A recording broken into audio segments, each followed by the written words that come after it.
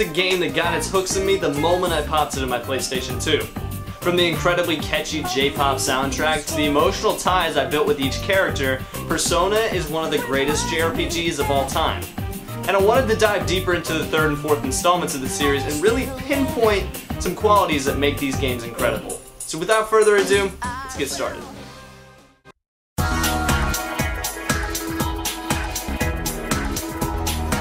The world of Persona is not a vast place to explore by any means, but it holds significant value when used in the proper way. The setting for Persona 3 is a huge man-made city, while the setting for Persona 4 is a small countryside town. But what makes these places so memorable is familiarity. As you progress through the game, both settings begin to have a hometown vibe to them. Because you are living the life of the protagonist, these places start to have self-made memories. From the activities and social links you choose to participate in, each part of town will begin to have more and more familiarity. Compare this to real life. Growing up in the same place, the town after a while becomes your home because of the memories you have and the things that help develop you. Persona works just like real life to make the setting not just a place, but the home of the player.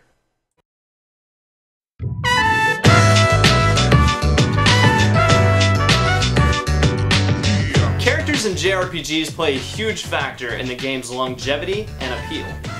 Without characters that you genuinely care about, JRPGs can lose hold of your attention long before the credits roll.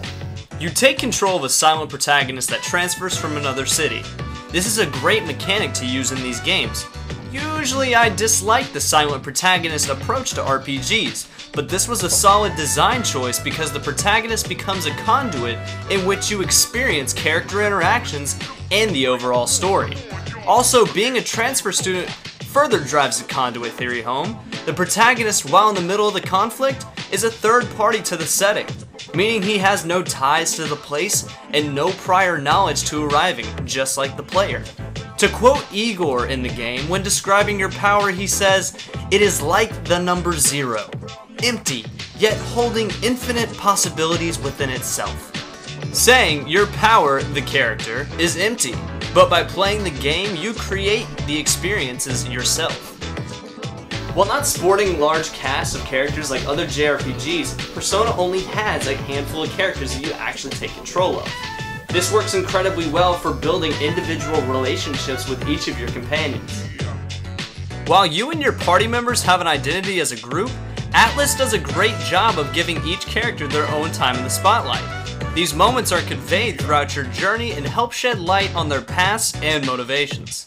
I ended both games loving my time with each character, all while creating a relationship on a more personal level, thus conveying the main concepts behind the Persona games.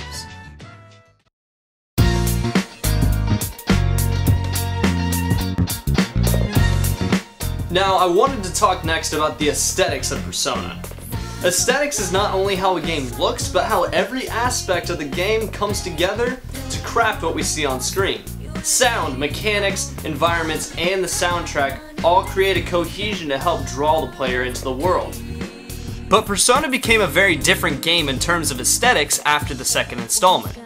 Starting with the third game, Persona created a game rich in style and presentation.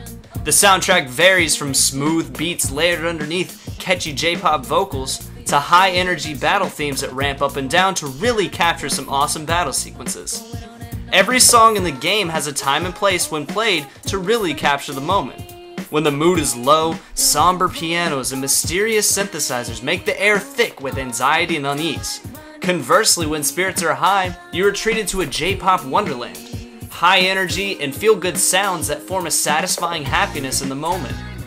Even though this exemplifies the basics of game music design, it's truly a marvel to behold at how well Atlus crafts memorable tracks that I still listen to this day. I could talk for hours about the music of Persona, but other aspects that contribute is the style and presentation of the game. From head to toe, Persona sports an extremely stylized look. From the in-game characters to the user interface, everything fits into the overarching tone of the game. Persona uses its aesthetics to craft a modern stylized RPG that is grounded enough to make a believable world. And in a genre flooded with half-assed medieval worlds or failed sci-fi attempts, this tone is a breath of fresh air. The battle system in-game brings nothing groundbreaking to the table, but becomes surprisingly deep once it opens up. Fitted with what seems like just another turn-based combat system, the twist is that players can summon the personas in battle to help cast spells and deal damage. The persona system is very similar to Final Fantasy VIII's Guardian Force system, where the character gains power through the persona equipped. While your party members stick with the same persona throughout the game, the protagonist can summon and collect over 170 personas that constantly keep the battles fresh and exciting. While the battle system is crucial to the game's sense of progression and replayability, the in-game calendar system creates an interesting opportunity cost scenario that keeps the game flowing forward. As you play the protagonist, you must decide what he does during the day. Whether you spend time to increase your social links with friends or participate in activities to raise your stats, Persona's clock is always ticking. You only have a limited time each day to participate in events. So one activity takes up a time slot. For instance, say you spend after school with a friend to increase your social link. The time changes to nighttime and it's the end of the day. This mechanic makes you think hard about what you plan to do days ahead of time. While Persona is beginning to show its age graphically, it's what's under the hood that makes Persona 3 and 4 both worthwhile experiences that every JRPG fan should experience. With Persona 5 and Persona Q just around the corner, fans of the series have a lot to look forward to. My name is Shane Walters, and thank you for watching.